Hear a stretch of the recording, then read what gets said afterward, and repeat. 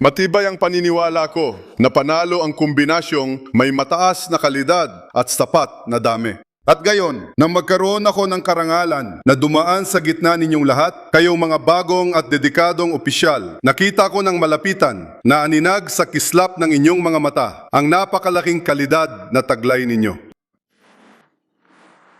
Nagkamayan kami. Ito ang matatag at pambihirang diwa ng mamamayang Israeli na ang malalim na ugat ay nakatanim sa kanilang sariling bayan at pinangangalagaan nila ito ng may lubos na pagsasakripisyo. At ngayon, mula sa entabladong kinaroroonan ko, malinaw kong nakikita ang napakaraming tao. Mga hanay at hanay pa, binubuo ng daan-daang batang commander at pati na rin mga batang commander na nakapwesto sa lugar ng parada ng Bird Ishad. Ipinagmamalaki at pinararangalan ninyong katawanin ang ating bayan, gayon din ang ating minamahal na bansa. Binabati ko kayo!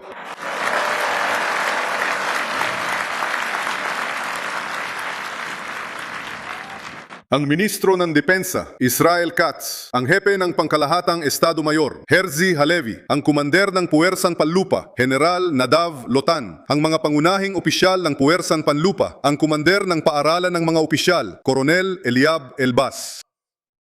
Ang grupo Nina Aberd at Shad sa utos at instruksyon. Maraming salamat sa napakagandang trabaho na ginawa ninyo. Kasama kayo lahat, niyayakap ko ang ating mga mahal sa buhay, mga anak na lalaki at babae ng mga pamilyang nagdadalamhati. Dahil sa sakripisyo ng mga bayani sa labanan, kaya tayo ay may buhay, kalayaan at muling pagbangon ngayon. Lagi nating alalahanin ang mga nagbuwis ng buhay. Iingatan at ipapasa natin ang kanilang kwento sa bawat henerasyon at yayakapin din ang lahat ng nasugatan sa katawan at kaluluwa. Madalas ko silang binibisita ng regular sa mga ospital at pati na rin sa iba't ibang institusyon ng rehabilitasyon. Ang tapang ng kanilang kalooban ay hindi masukat at ang mga bayani nating sugatan ay palaging nasa ating mga puso at isipan habang sila ay dumadaan sa kanilang paglalakbay ng rehabilitasyon. Minamahal na mga pamilya, nagpapasalamat ako sa inyo. Ang mahabang landas patungo sa pagkamit ng ranggo bilang opisyal ay nagsisimula sa inyong tahanan. Natutunan ng mga opisyal mula sa inyo ang pagmamahal sa bayan, dedikasyon, pananagutan at pagbibigay para sa kapakanan ng nakararami. Maraming salamat mga pamilya sa suporta ninyo sa mga bagong kumander ng Puwersang Tanggulan ng Israel. Kayo ay kasali sa seremonyang ito at tinatanggap ang aming pagpupugay. At ngayon, para sa inyo, mga bagong nagtapos ng kurso ng mga opisyal, mga lalaki at babae. Umakyat kayo ng isa pang hakbang at sumasama na sa pangunahing pamunuan ng sandatahang lakas ng Israel sa panahong ito. Tinutupad ninyo ang pangarap ng maraming henerasyon na magkaroon ng hukbong Hebreo bilang kuta at proteksyon ng ating bayan. Isinulat ng makatang si Bialik, magbihis kayo ng tapang na may malaking lakas bilang tulong sa bayan. Malaking lakas bilang tulong sa bayan. Binabalutan ninyo ang inyong sarili ng tapang at ang inyong tapang ang nagsisiguro ng kinabukasan ng ating bayan.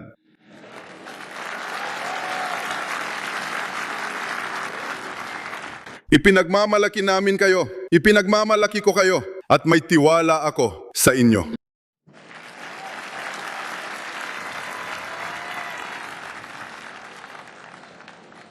Hindi ito ang unang beses na nandito ako. Kahit noong isa lang akong simpleng kadet sa seremonyang ito, bumalik na ako sa lugar na ito ng ilang beses sa paglipas ng mga taon. At may mga partikular na taon na nakinig ako ng mabuti sa mga usapan sa labas ng seremonya, doon mismo sa parada.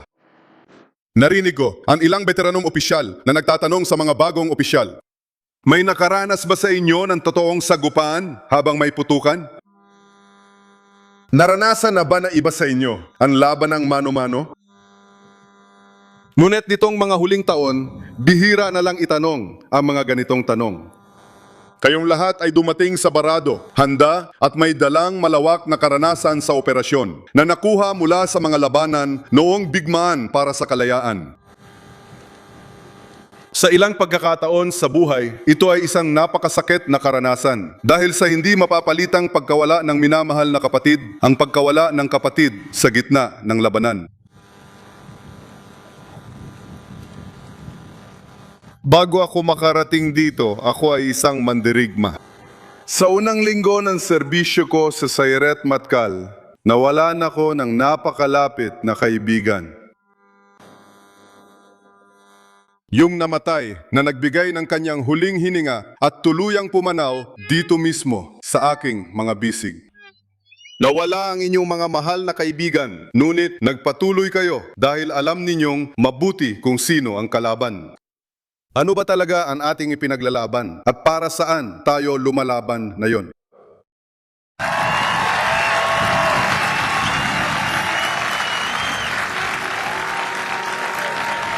Nasa gitna tayo ng isang matagalang digmaan sa maraming larangan. Hindi rin pauhuli ang halaga nito kumpara sa digmaan para sa kalayaan. Ang pag-atake noong Oktubre, 7 ang naging simula at mahalagang bahagi ng masamang plano ng mga kaaway ng Israel para sa ganap na pagkawasak ng soberanong estado ng Israel. Gusto nilang gipitin tayo sa isang kubkub ng apoy at teror. Akala nila na ang kakilakilabot at brutal na massacre na ginawa nila laban sa atin ay tuluyan na tayong wawasakin.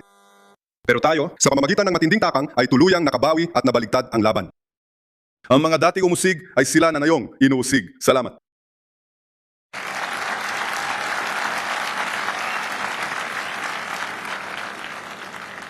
Kung sinabi ko sa inyong lahat, dun mismo sa ikalawang araw ng pagsisimula ng digmaan, kung sinabi ko na magkakasama tayong lahat dito sa loob ng wala pang 3 taon, na nabago na natin ng tuluyan ang muka ng buong gitnang silangan, na napatumba na natin ang mga tulad na Sinwar, Haniye, Dave, Nasrallah at ang buong pamunuan ng Hezbollah. Bukod pa sa tuluyang pagmutralisa ng mga estratehikong armas ng hukbo ni Assad, malamang hindi kayo maniniwala sa laki ng pagbabagong ito. Makasaysayang pagbabagong nakamit natin.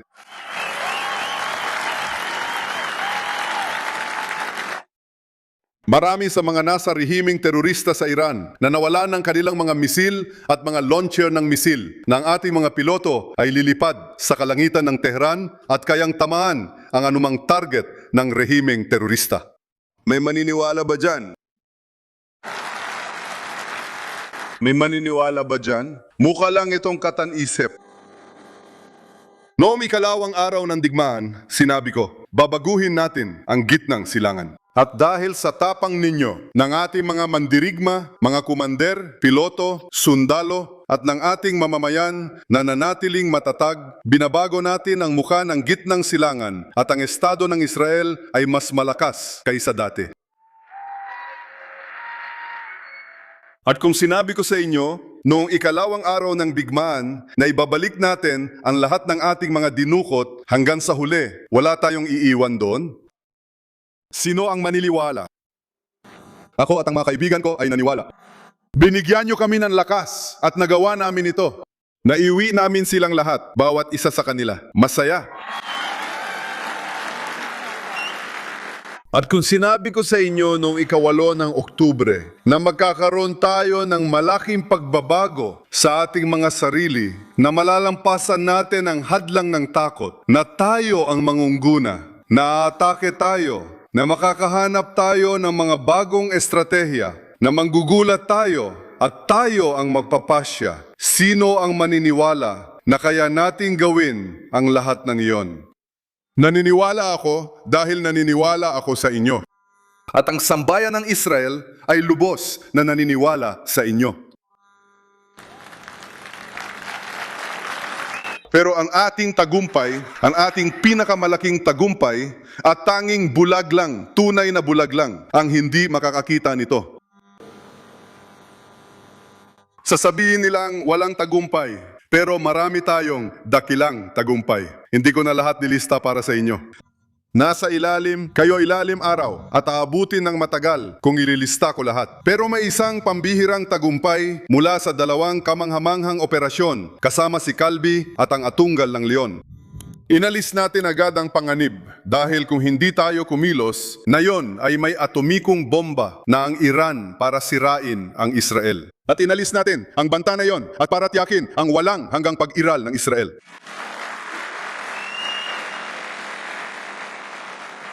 Mayroon pang mga gawain na kailangan tapusin. May mga bagay pa tayong kailangan gawin tungkol sa Iran. May mga bagay pa tayong kailangan gawin tungkol sa Hamas, kahit na hindi na sila gaanong may kakayahang kumilos. Alam nila na ilang linggo na ang nakalipas sa ilalim ng aking patnubay, ng Ministro ng Depensa at ng Hepe ng Estado Mayor, kami ay nagtanggal ng 2 arkitekto ng masaker. Sa katunayan, ang komandante ng Hamas, si Azzedine Ahmad. At alam nyo ba kung ano ang naging reaksyon ng Hamas? Ano ang naging reaksyon ng Hamas? Wala. Talagang wala.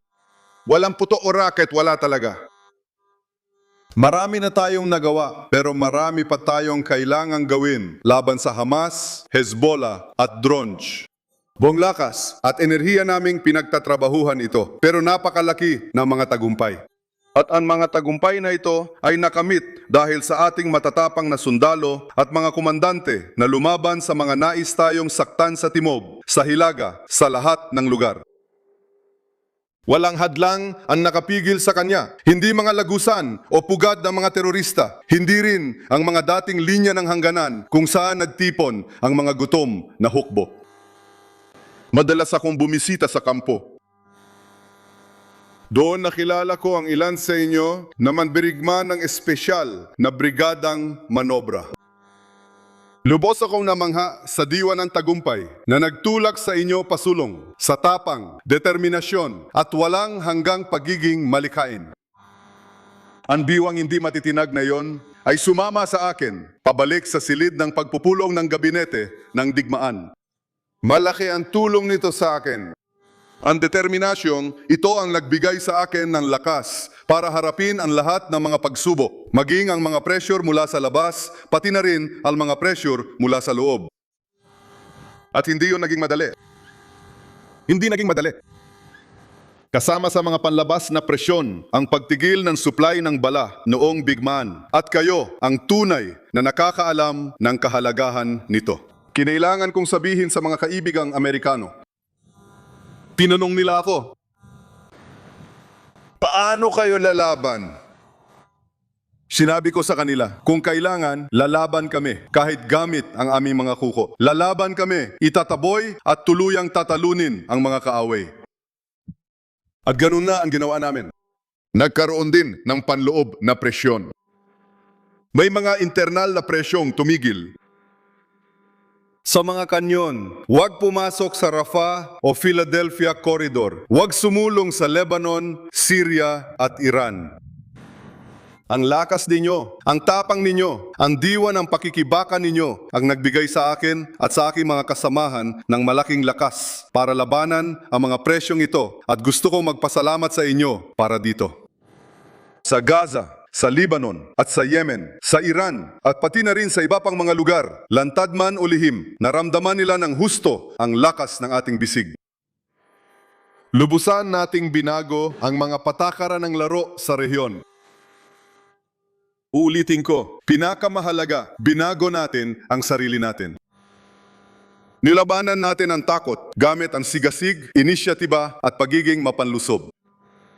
Bumagsak ang bakal na kamao sa lahat ng sumubok lumaban sa atin. Sa malawak at ligaw na rehiyong ito, kung saan malalim ang ugat natin, umaalingaw-ngaw ang isang malinaw na katotohanan. Ito ay matandang katotohanan at kawawa ang magtatangkang lumimot dito. Kung may lalapit para patayin ka, unahan mong patayin siya. Huwag ninyong kailanman bigyan sila ng pagkakataon na kitilin ang ating buhay. Namumuhay tayo sa isang magulong gitnang silangan, puno ng unos at lubang mabagsik at walang awa. Ang patakaran ito na di kinikilala ng lahat ay tingin ko kinikilala ng karamihan ng Pilipino. Ito ay lubhang nakapagpapalakas ng loob upang magdala ng sigla at muling pagbangon sa rehiyon ng muling pagsilang. Ito ang dahilan. Kaya ngayon, ang paligid ng Gaza ang may pinakamataas na paglago sa Israel. Iyan ang larawan ng tagumpay. Sa Lebanon at Syria, nagtayo kami ng mga zona ng pagpigil laban sa panganib ng panlupang pagsalakay. Pinalayo namin ng malayo ang gustong sumira sa atin. Ang ating mga puwersa ay nakapwesto sa tuktok ng Hermon. Nakilala ko ang ilan sa inyo dito at pupunta kayo sa tuktok ng Hermon. Isang kamanghang tanawin ito, pero higit sa lahat, ito ay isang tanawin na nagbibigay ng ating seguridad. Kontrolado natin ang timog ng Lebanon mula sa tuktok ng Beaufort at mananatili tayo sa security zone sa timog ng Lebanon hanggat kinakailangan. Wala tayong balak umalis doon. At sasabihin ko sa inyo kung bakit. Mula sa kontroladong lugar, napunta tayo sa mga lugar na tayo ang namamayani at pananatiliin natin ito hanggat kailangan. Mula ron, poprotektahan natin ang mga tagahilaga at lahat ng mamamayan ng Israel. Nagbigay kami ng malinaw na tagubilin sa puwersa ng depensa ng Israel kasama ang ministro ng depensa. May buong kalayaan kayong kumilos para maneutralisa ang banta laban sa mga sundalo o residente sa hilaga. May tiwala kami sa inyo, sa hepe ng Estado Mayor, command team, mga komander ng division, batalyon, kompanya, at bawat isa sa inyo. Tiwala kami na kikilos kayo ng tama at ibinibigay namin sa inyo ang lahat ng suportang kailangan ninyo. At tungkol sa masamang rehimen ng Iran, ito lang ang masasabi ko. May kasunduan man o wala, habang ako, ang punong ministro ng Israel, hinding-hindi magkakaroon ng sandatang nuklear ang Iran. Hindi namin hahayaang gumawa ng nuclear bomb ang Iran. Mga Ginoo, gaya ng nabanggit ko, natapos ko rito sa bahay ang aking kurso bilang opisyal. Isa akong mandirigma. Ipinadala ako rito. Bumalik ako bilang commander. Ang mga natutunan ko rito ay nakatulong sa akin noon bilang opisyal at commander at nakakatulong pa rin hanggang ngayon.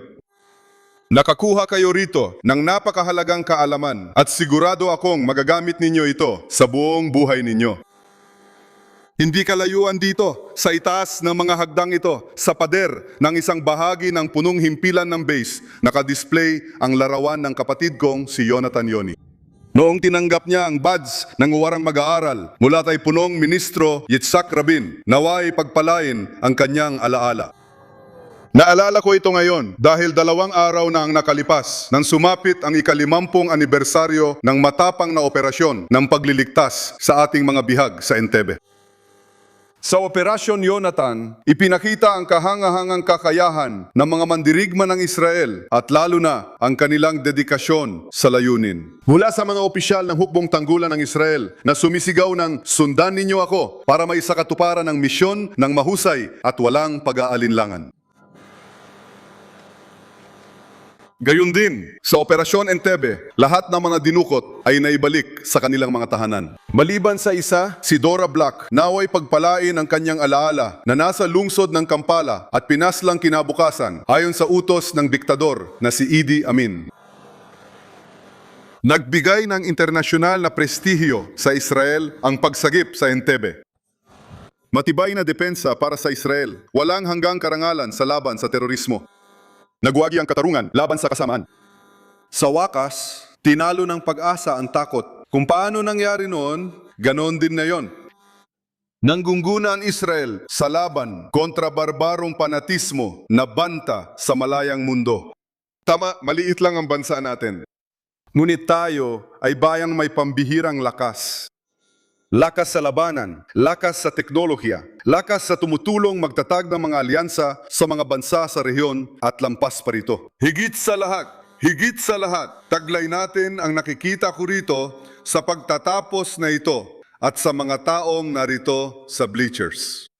Mayroon tayong malaking lakas ng tao at ito ay kinakatawan dito sa mismong sandaling ito. Sino? Mga opisyal, may bagong misyon na naghihintay sa inyo. Ang liderato sa unahan ang gagabay sa inyo.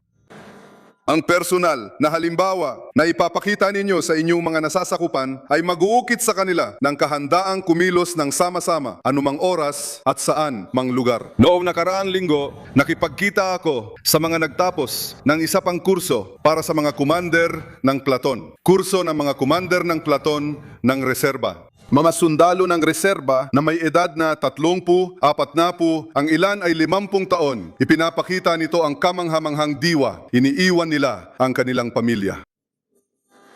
Iniiwan nila ang kanilang mga minamahal na anak. Ang ilan, pati na rin ang kanilang maliliit na apo. At nagmumula pa sa malalayong lugar upang maglingkod ng may danggal bilang mga opisyal sa hukbong pangdepensya ng Israel. Isa sa kanila ang lumapit sa akin at nagtanong, Ginoong punong ministro, saan ninyo nakikita ang kinabukasan ng Estado ng Israel matapos ang 30 taon? At sumagot ako sa kanya, wala akong balak magkunwaring propeta, pero sa palagay ko, sigurado akong alam ko na ang sagot. Ano ang humuhubog sa ating rehiyon at sa mundo ngayon? Ang malakas ang nabubuhay. Walang puwang sa mahihina, sila'y nilalamon. At nakikita at ako, pagkalipas ng 30 taon, ang Estado ng Israel ay mas malakas pa kaysa ngayon. Dahil sa mga taong katulad ninyo, dahil sa ating diwa, dahil sa lahat ng ating kakayahan, at higit sa lahat sa ating diwa ng pakikibaka. At ito ang malaking pagbabagong nagawa natin sa kasaysayan ng bayan. Dahil bago maitayo ang Estado ng Israel, tayo ay parang dahon na nililipad ng hangin. Tayo ay inusig mula sa isang bansa, patungo sa iba, minasaker tayo, ipinatapon tayo. At nang bumalik tayo sa ating lupain, nagtayo tayo ng estado, lumika tayo ng hukbo. At ibinalik natin ang kakayahan ng bayan ng Israel na ipagtanggol ang sarili. Ang kakayahan nating ipagtanggol ang ating sarili gamit ang sarili nating lakas. Kayo ang nagpapatupad ng kakayahang ito, kayo ang mga komander. Pinanatili natin ang kalayaan at tiniyak ang ating kinabukasan. Kayo ang nagsisilbing pananggalang na pader para sa ating bansa. Maraming salamat at good luck mula sa puso ko. Aksyon!